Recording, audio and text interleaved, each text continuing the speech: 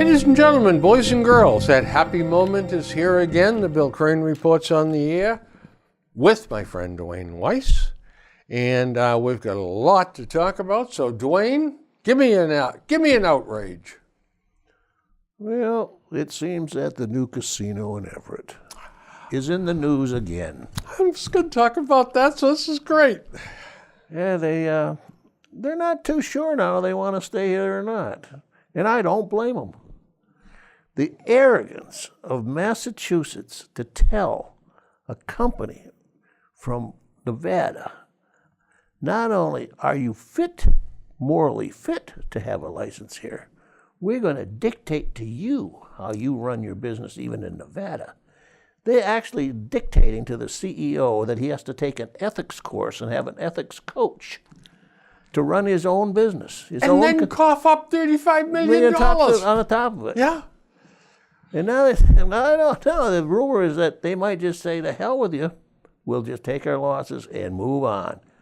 If that happens, there's not a sane company in the world that would move to Massachusetts and invest that kind of money in a business here.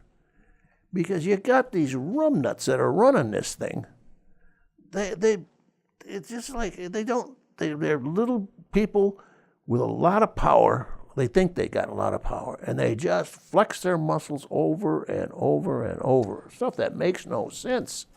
It's the power structure here in Massachusetts that chooses these bozos to sit on these boards. Absolutely. And it's how you're connected, who you are, not whether or not you're a good businessman. Not whether you understand this industry. It's all connections. That's it. Yeah. I knew that gaming board was going to be in trouble from day one when they appointed the first guy to head that thing.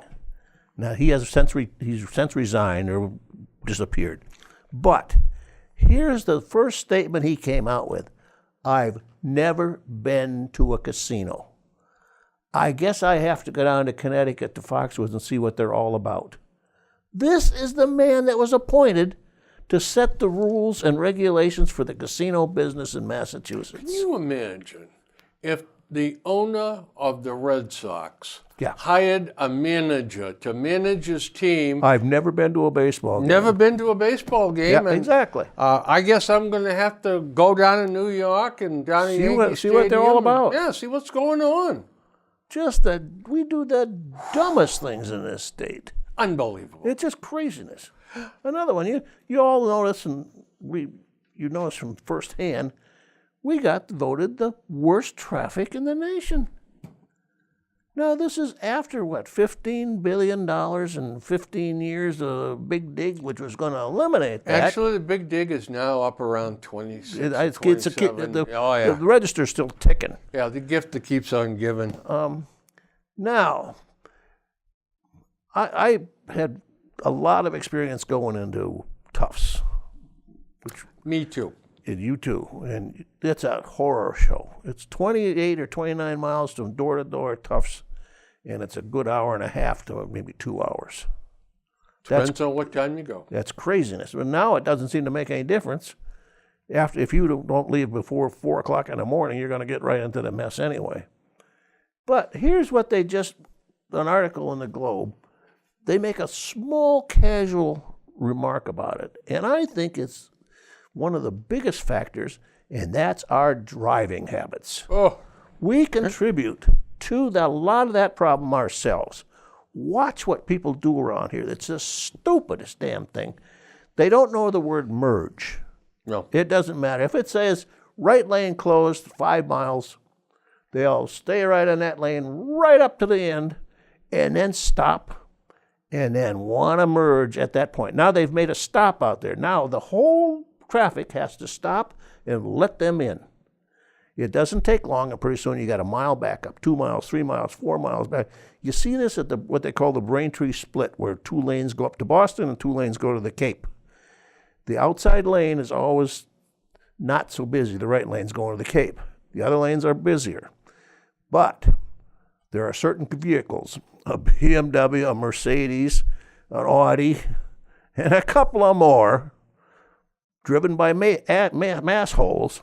They can't go just up there. They got to go on the right side, drive right up to the front, and then make everybody stop so they can get into where we're supposed to have merged miles ago. Driving around the country, and I put on a ton of miles in my business career. Driving around the country, Yep. I loved the truck drivers. That when the guy come up the Yep. breakdown lane, He the put his truck trailer went over there. right over there. Yeah, and you can see the guy behind him just going crazy. Yep. And he'd stay there. Yep. And the same thing with the merge lanes. Yep. He'd get in that inside lane, and boy, he'd make you merge over. And you look at that Southeast Expressway, you'll see them. They got to move over, move this way, move this way, move this way. Constantly. You may get one car ahead doing it. And when we make that, it's so damn boring that you've got to play a game. So I'll say, all right, I'll watch the Cisco truck here. He and I are about the same. I always stay on the right lane and just stay there. All right, and then he gets a little bit further ahead of me, and then so for some reason gets behind and ahead, behind. You know, when we get up to exit 20 where you go off towards South Boston and stuff, if he's gained anything, it's probably 2 or 3 spots. That's it. Or he's lost 2 Yeah. or 3 spots. Yeah. In the meantime, you look back and you see this Audi or the BMW, they got to go over here, and then they got to go over here, then they go over here, then they go over here, go in here. And every time they do that, the whole lane has to break to let them in. Well, just slowing down the whole process. Making a mess of things. Yeah. Oh, yeah. Now, we don't drive well. I'll tell you what's getting to be an adventure, too, is the roundabout in the center of town. When they come on 115 and they come around the corner and come towards the roundabout Which one? on the way to Millis. By the church there? Yeah, by the Federated Yeah. Church. These people seem to think that this straightaway, they can accelerate Oh, yeah. and just bomb right into the circle. They do not understand that the traffic that's in the circle or Has pushing the the left right has the right of way. That's right. They just don't understand that. And I think that they ought to do something. Even to put something in the paper to explain it with a diagram. Or See, there's the problem. They we don't have a paper. We don't have a paper, that's Yeah. right. But there's so much misunderstanding. Oh, I know. Yep. That might be a good suggestion to make, that perhaps the police department needs to put out a map to everybody with directions on how to behave in roundabouts. That's right. Absolutely. Probably money well spent. Yep. The Chinese are doing quite a job of tracking their citizens. They check on the mobile app usage, their religious habits, and even how much electricity they consume, gas they consume, and they also, let's see here,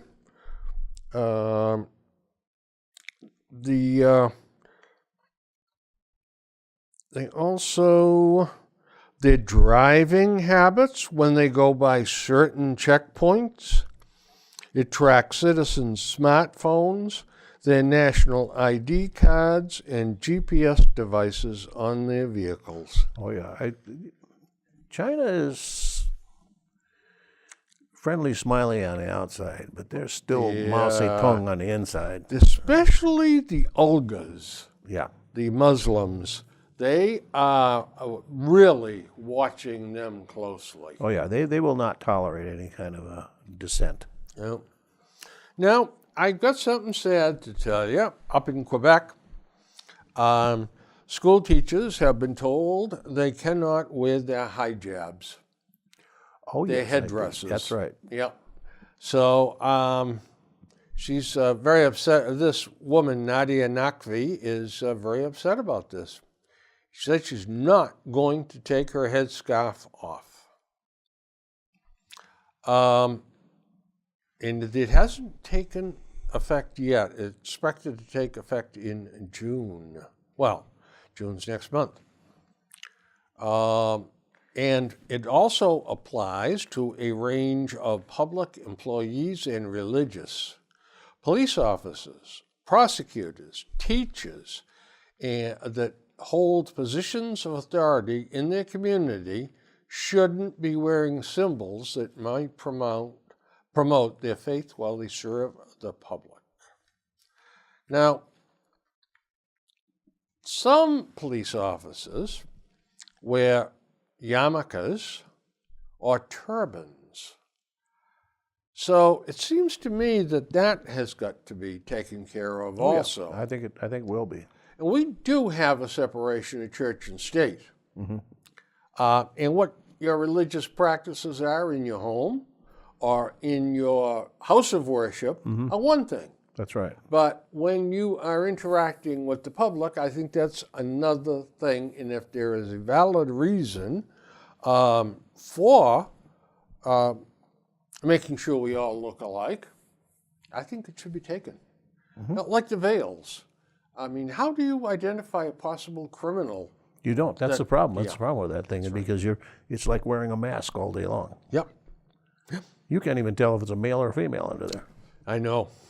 Yeah, that's very, very sorry, but that it's the better for the common good.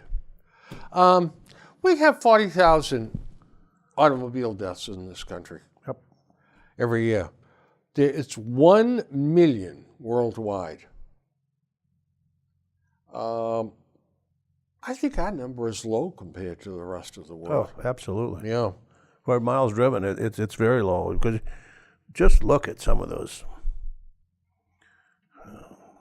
I don't want to say the assholes countries.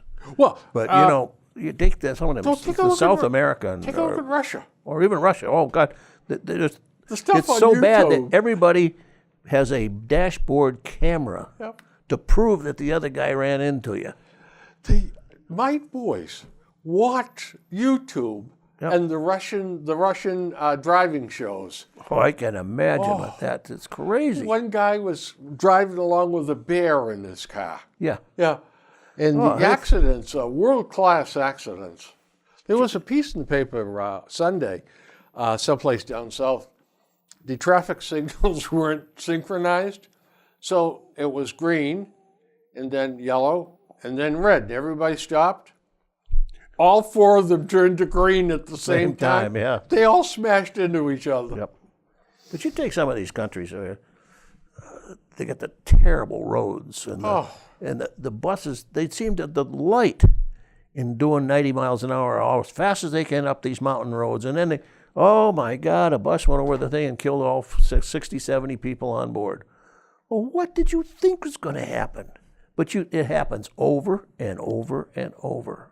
I know a guy that he and his wife were on vacation, and I don't remember exactly where they were. It was one of these places where they were going to a tourist site on a bus, and the guy was so reckless and so fast that they actually took up a collection and got $100 or $200 to give him to slow down, stop that. Wow. And because he thought it was just excited, laughing and hollering, having a good time. But they're nuts, some of these countries are. Boy, I'll tell you. And the train wrecks in India are world class too. Oh, their rail system is just deplorable. You see a train, you know there's a train under that sea of humanity because they're hanging all over the place, hanging out the windows on the roof. You take a look and you complain about what we have here, but it's nothing compared to what is around the world. Different spots. Yeah. There was an article in the Globe about changing special education from the bottom up. And many years ago, we separated special ed kids, and then we decided to put them all in the classroom. Mainstream again. And now that's not working, and the other way wasn't working. So the changing special education from the bottom up So this is a big article. So I said to myself, I'm going to read this, find out what the devil this is all about. Well, here's basically what it all comes down to. They are going to be compliance documented, and they are going to do their work and make sure that they comply with everything that they're instructed to do. Okay, yep. Yeah, so that's going to take care of everything. Sure it is. Now, of course, that assumes that they've got it right as far as educating these children are concerned. If they don't, if it's just more of the same, but we're going to check on making sure you're complying with the book you're supposed to use and the curriculum you're supposed to teach and blah, blah, blah. And the teachers need help interpreting this change to understand each student's learning goals, which accommodations they need based on the diagnosis, and what data needs to be collected to show progress.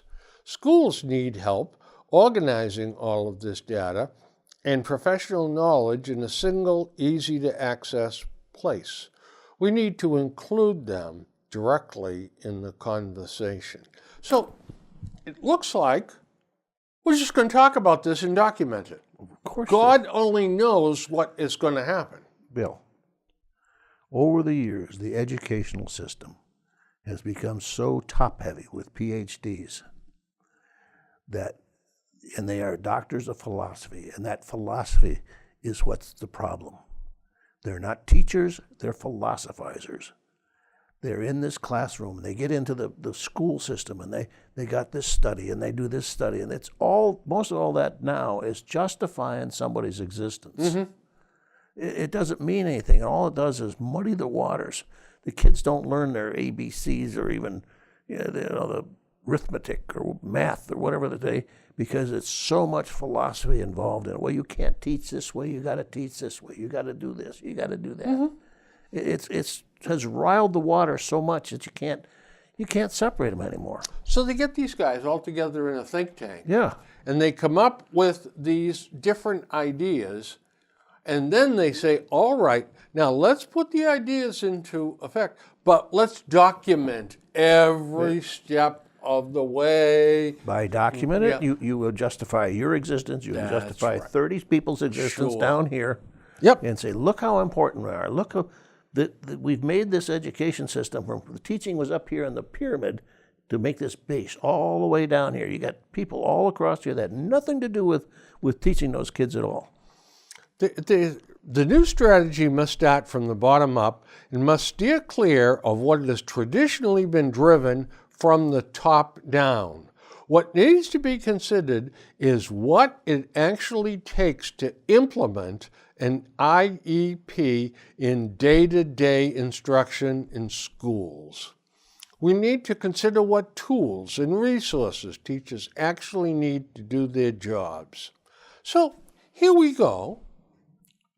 Now we're going to document the living bejeepers out of this, and then there'll be another study. It'll go to another think tank, and they'll come back and say, we didn't put the proper emphasis on bicycle safety over here, or television viewing over here. Oh, and by the way, we need another 12% increase on the budget next year because we've got all these studies that we have to do, and we have to buy this, and we have all that. We're going to correlate all this data. We need extra staff. Yep, exactly. Yeah.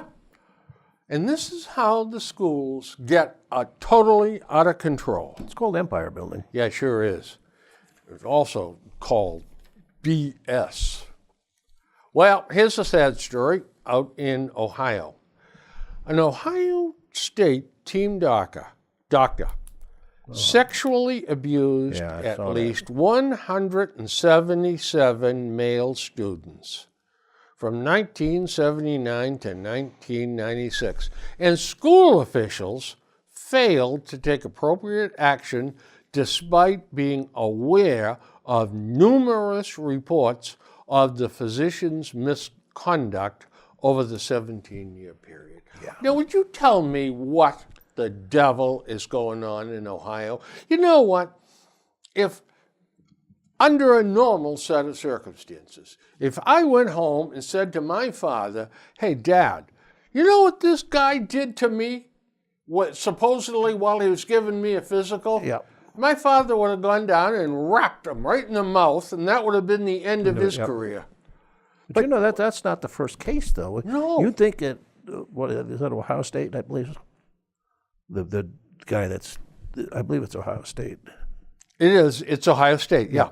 His name is Dr. Richard Strauss. They just had the doctor case with the gymnast. What was that, Texas Tech? Texas Well, they A&M had one up in Michigan State too, but the gymnast, I'm not sure what that was. I mean, they've been through this before. Yeah. I mean, he worked over those girls like there was no tomorrow. Yeah, and But how the devil did they get away with it? I don't know. Well, they got a position. Well, I should say I don't know. I got theories. They're in a position of authority. Right. They don't have any. They don't actually answer to anybody except the dean or the head of the college, university. And in this case, I think he was a medical doctor. Who knows? You don't know what's going on there because. Yeah. Now, he used to require a student patient to strip completely naked to assess an orthopedic condition. Mm-hmm. Well, usually, though, my chiropractor always just ran his hands up and down my back, and I didn't have to do anything. My shirt, no, I just kept my shirt on. Yeah. I mean, give me a break. I know it's But but for the university to do nothing about it after constant complaints. That's the problem. Yeah. That is really the crux of the problem. And I'm surprised that a football player didn't take a swing at Yeah, him. me too. These guys are kind of the macho type. Yeah, they're good size, too. Yeah. Well, But then they'd say to himself, I'm off the football team if I whack him. yeah, that's right. Yeah. You don't want these guys. A lot of these guys are on scholarship too. Well, that's right. That's they're not exactly right. Here we got to talk. Okay. New York is asking for trouble.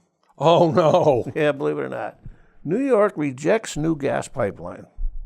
That's all right in the case, but it says that the decision will devastate the state's economy and bring a gas moratorium to New York City and Long Island. They are right on the verge right now of not having any excess capacity on natural gas. You get a tough winter, they're going to be hurting. They expect there's going to be blackouts and freeze-outs. And Down South Shore, they want to put in another compressor station. Yep. And they're all over the country. They don't blow up. Yeah. The worst thing about a compressor station, if you get too close to it, it can be loud. Yeah. So Oh, yeah. you properly isolate them and build a building around them, and But when you remember, the hell with them. Let them freeze in the dark. The Texas had a bumper sticker. That's right. Let the bastards freeze in the dark. That's exactly right. And up here, we don't want those coming through our community. Oh, no. No. It even says that they're probably going to have a construction moratorium because they can't. Well, because do they hookups. don't want fracking in New York either. Oh, God, no. Well, I'm sure Pennsylvania's happy about that. Oh, They're making money hand absolutely. over fist. In upstate New York, setting a lot of petrol reserves. Yeah. Yep. I don't know. Hey, here's something interesting. Open and transparent governing through all layers of government. You know what? Boy, I'm all for that. Me too. But sometimes in Boston and other places, lots of places, it doesn't happen. No. So a Boston Police Department captain, 30-year veteran, has been suspended. But no one will talk about it. Oh, no. Well, we've had this philosophy or this thing of certain elements are little gods unto themselves. Nobody should tell what they look into their business. The state police is one of them. Our legal system's another one. These judge magistrates. Yeah. We can't. What we do is a secret. We don't let anybody know. You could be running the most crooked operation in the world, and some of them are. But you can't get any information out of them. They are sacrosanct. Yeah, that's the word I was looking for. You know the big words, I don't. But here's a guy now, of course, what they're trying to do is paint this. Yeah. Well, he's the first Muslim that's ever made captain. So now there's some kind of a plot about him being a Muslim. Yeah, and I know. instead of these people speaking up and saying, look, it's a disciplinary thing. All right? It will all come out in the hearing. It has nothing to do with him being a Muslim. No, they just let him flap in the breeze, It's like we can't trust the public to tell them what's going on. They can't make their own decisions here, particularly in this state. This state has got the most unique systems. And I couldn't believe it when I moved here, the stuff that happens here. Everything, we send all our money to Boston, to the government in Boston. They determine our own money, and they dole it back to us. Oh, yeah. It's quite a system we have You're here. not allowed to keep any of your own money because we don't know. We can't handle our own money. That's right. Even to the point, now our university system here is different than some of the other states are. You take an Ohio State or Michigan or University of North Carolina where they have big athletic programs. Their revenue from those football programs or basketball programs stay with the university. They're invested back into the university's program, to building, to programs, etc. You know what happens to Massachusetts revenue? UMass? Goes to Boston. Yeah. Then Boston decides, well, here's $10 or $15, whatever we decide you're going to get back. The state colleges, they do that, yeah. So it's amazing, absolutely amazing. You know what else is amazing? Representative Stephen Lynch. The VA must curb veterans' suicide rate. Oh, yeah, well, that's easy enough. Yeah, sure. Except that suicides are rising all over the country in all groups. And, can you say drugs? Yep. You think that might have something to do with it, Representative Lynch? Stop the flow of drugs in this country, illicit drugs, and we'll cut the suicide rate.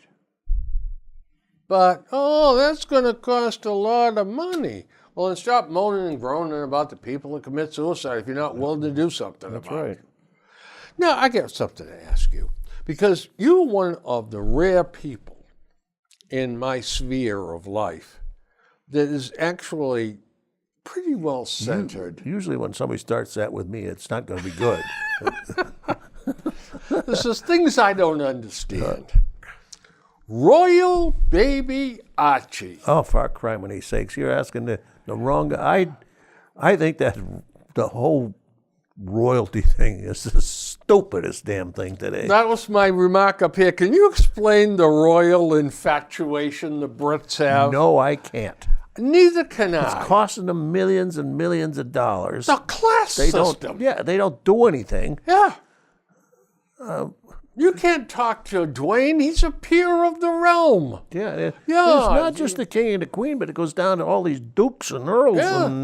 and I don't know even what they call themselves, but they all got these They titles. all get titles, and you have to speak to them with respect. Yeah, And they have the House of Lords. that's right. And commons. Yep, that's for the people like us, the that's common people. Oh. I don't know if they named him after Archie Bunker or what. No, it's good. So you know what? I didn't even read it. I don't. I just I stick How is to it when there's something in the news? I'll say, Monica, which one is who's that Megan now? Which one is she? Who's Henry and who's William? And because I don't know and I don't really care. They're part of the $95 million family over there, the biggest social program the Brits have. Yeah, and the castles they have. Oh my God. Unbelievable. Well, I think we'll go up to Buckingham Palace this weekend. And now, how about these bones found in a Chinese cave nearly 40 years ago? So they've finally been allowed scientists to see them, and the DNA from these Siberian fossils show kinship with Neanderthals. Oh yeah, that's right. But the right half of the jawbone with teeth is at least 160,000 years old. This is appropriate. I just went to the dentist yesterday. There you go. See all the teeth and sticking that jawbone. Yeah, it's. They've recently discovered that there was a lot more interaction between Homo sapiens and the Cro-Magnon Neanderthals. I knew they used to hang out over the Miracle. Yeah, for a while the philosophy was, well, they were two separate separate species, but now some of this stuff has shown that no, they were they were pretty friendly. The DNA is a little commingled here. The other thing too that I really wanted to ask you about. So you used to call me a Neanderthal, so it's not so bad anymore. No, actually, it's not a glowing compliment, but it's not bad. Here we go. Get this out. I know you enjoy this sort of stuff. So, what are your thoughts on the black hole? I'm amazed with this kind of astrophysics. I like astrophysics, and I like some of the people. I like reading about it. I don't like getting into the technical aspect of it. Like, I can't do the math. I can't understand the math involved in it. But a black hole is a unique concept that if a star, for example, collapses onto itself, it becomes so dense, and density determines gravity. You know, you think, well, this is heavy. Well, it's not heavy. It's the fact that it's dense and has a magnetic pull we call gravity. Mm-hmm. This thing, if you get so dense here that even light can't escape from it. Exactly, yeah. You got what's called a black hole. It's really not a hole. It's just the fact that there's no light coming out of it. That's right. It's something in there, and everything is compacted into whatever the hell it is. For example, they said you take our sun is a star, right? And it's only it's a small, minor star in the universe, in the scope of things. But in 5 billion years or 8 billion years or something, it's going to start collapsing out. It's going to burn out, and the fusion is going to be done. Its hydrogen is going to be used up, and at that point, it's going to start to collapse onto itself. Like you see, they're all over the universe, happening all the time. And these people watch these, and when it goes from as big as it is now, it may go down to something the size of a tennis ball. Yeah, I mean, this is impossible to imagine. Yeah. You know what's impossible to imagine is how far away this is. Oh, my God. And they got pictures of it. Yeah, oh, yeah. These things, and you talk about things about light years and the speed of light. You know, the speed of light travels 186,200 miles a second. Not an hour, a second. And then it's nothing to say this thing is 1,000, 5,000, million, or 50 million, or 40 million years away. Light years away. Yeah, it's been traveling at 186,200 miles a second for millions of years and just getting here now. Chances are some of these things that are there, they're not there anymore. They've been gone for millions of years, but the image is just getting to us now. It is amazing. I had a tough time with Einstein's relativity until one time, and it was Neil deGrasse Tyson, I think his name is. Right. He's something in New York with one of the museums. He's beautiful to listen to. He did a Cosmos series on Discover. He can explain things that are complex, and he put them in such a simple terms. Of course, it's way oversimplified. But the thing was relativity. How you cannot, if you approach the speed of light, time slows down. At speed of light, time stands still.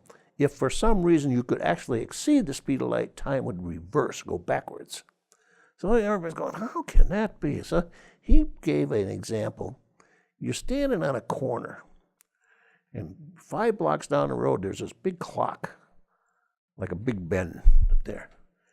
And it's 4 o'clock. But at that time, you could go faster than the speed of light down to the 4 blocks away or 5 blocks away. You would look up at that clock and it wouldn't be 4 o'clock yet, because the light from that tower is now, you got ahead of it. Then it would be 4 o'clock. You say, wait a minute, I left at 4 o'clock and it's not 4 o'clock yet. I actually went back in time. And it's physically impossible. Right, yeah. But it's just a concept. Theoretically, though, it is possible, yeah. Now it really gets to me, now when they start talking about wormholes and warps and time warps and stuff in space, I don't know how you can warp nothing.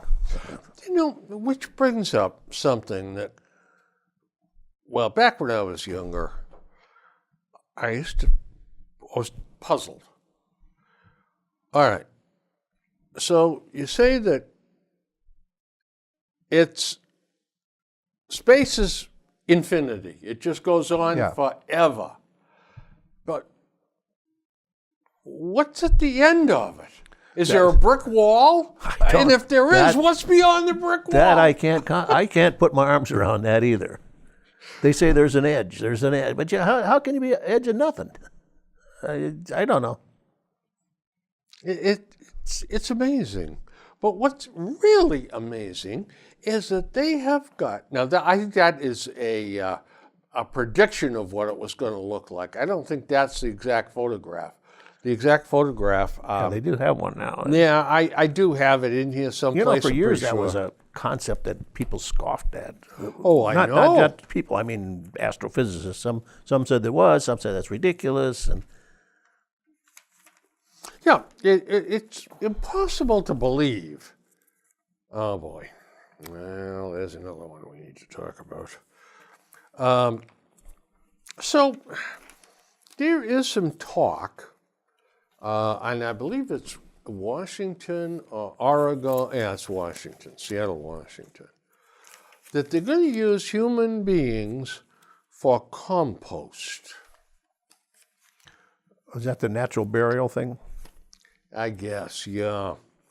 What do you think of that?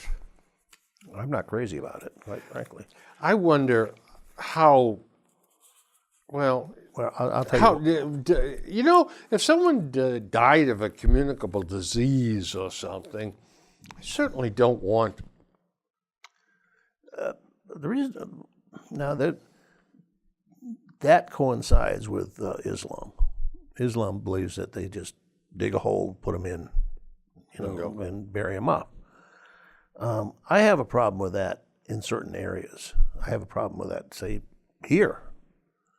Because we have a lot of people in a closed area, and we get our water. Right? To me, don't want all those bodies and stuff decomposing and getting down into the water system before they're to the point they turn into, better term, mulch, I guess.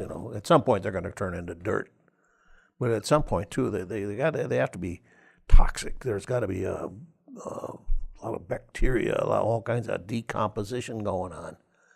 And I don't think it's healthy in certain parts. You lived in Montana in some places, and there's no neighbors around for 40 miles. So it offends me that the body was a temple of a live human being that contained a soul and a brain, and we're treating it like dog waste or something. Yeah, well, and apparently once a guy says they believe once you're dead, you're just you're dead. You're dead. Yeah. You're just a piece of. It seems to me we owe a body more respect than that. I don't know. Well, all right. How about this? How about these three very normal-looking lads Okay. who came up from Tennessee, Nashville, Tennessee. And, Their claim to fame is. well, they were arrested. And the kid in the front seat had a Glock 9 with a laser and a 31-round magazine. High-capacity magazine. Yeah. Then there was another 80 9mm rounds in an ammunition box next to him, and then another bag of more 9mm rounds. However, then we got to the trunk. Did they get arrested here? Yeah. Okay.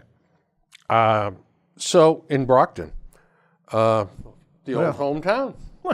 I guess they heard all the stories in Tennessee and they were going to go well armed. So they looked in the trunk.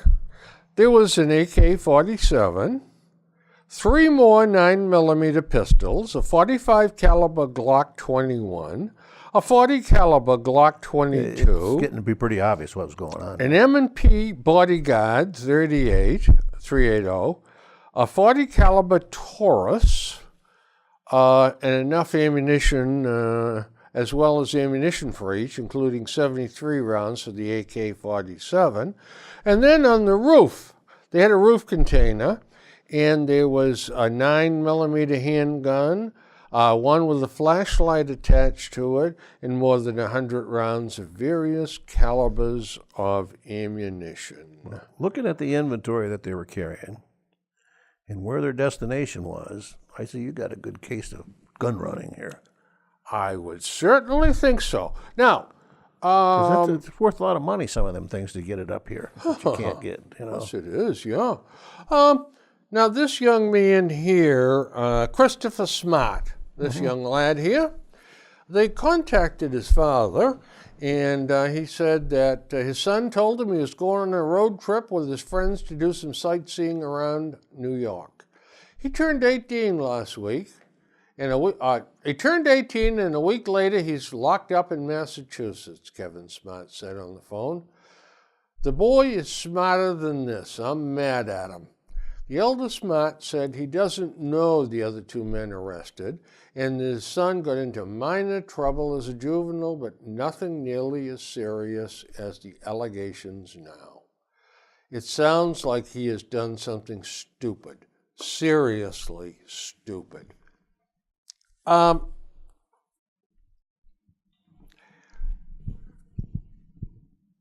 It seems to me that this is this picture of the stuff. This is a serious matter.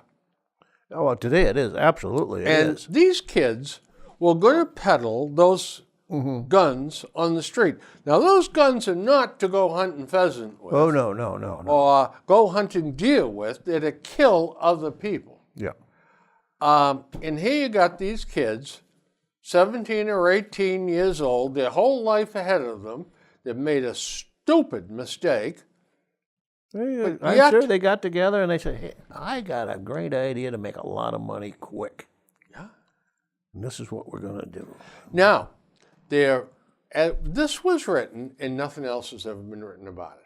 I never saw that before. Yeah, it was just a one-day deal in the Herald. Globe didn't have anything about it. No, it didn't. Or if it did, it was just yeah. But the thing was, they were going to check all the serial numbers, and then the story ended there. Now, supposing somehow one of these kids' families had those guns, and these kids swiped them and headed out with them to sell them. I don't think it matters, to be honest with you, because they were selling potential death. Oh, absolutely. Yeah, and And They they weren't can't- they weren't selling it to guys that law-abiding citizens. No. Those kind of things are heading to Brockton. They're getting into the hands of some no good nicks there. Exactly. Exactly. So what the heck do you do with these guys? You know, that's a good question. I mean, you can sit here, we can talk about, they're not bad kids, they've made a mistake. They got to be punished. But if this is the first, and if they've done this before, Right. if this has been something they made the third trip now, fourth trip now, but it sounds to me like three stupid kids that decide, hey, This is Bubba, worth $2,000 on the street. Yeah, this is, they yeah. probably make $5,000-$6,000 with this run alone, maybe Yeah. more than that from the stuff they got there. And I know that some of those, even that Taurus, that's a foreign-made, relatively inexpensive handgun, but you still get On the street, you probably get $1,000 for it. 1,200 even, yeah. And they could buy it at a gun show down there for probably 200, 250. That's right, yeah. But unless they get a license or IDs and license to carry, then again, these may turn out to be stolen. And now we'll get another ball of wax. That's another story. Then you got some serious felonies there. But But I don't think they should go scot-free either. no. It seems to me there ought to be a juvenile prison where you could sentence them to, I don't know, 8 to 10, 6 to 10, 5 plus, with the proviso that you take college courses. Exactly. Yeah. And that you try to make something of yourself. If all you want to do is just be PO'd about it and sit in a corner and say, I'm just going to do my time and then I'm going to get out, well, give them 10 years in there. And then you get a longer shot. Yep. That's Because you're really doing this for the next 3 Yep. dimwits That's that right. try this. exactly. And when they see, hey, those guys went in the can, I don't know. I don't really have an answer for that one. That's a bad deal. No, it is. It's deadly. It is. People, that could be a bunch of people dying, I'll tell you.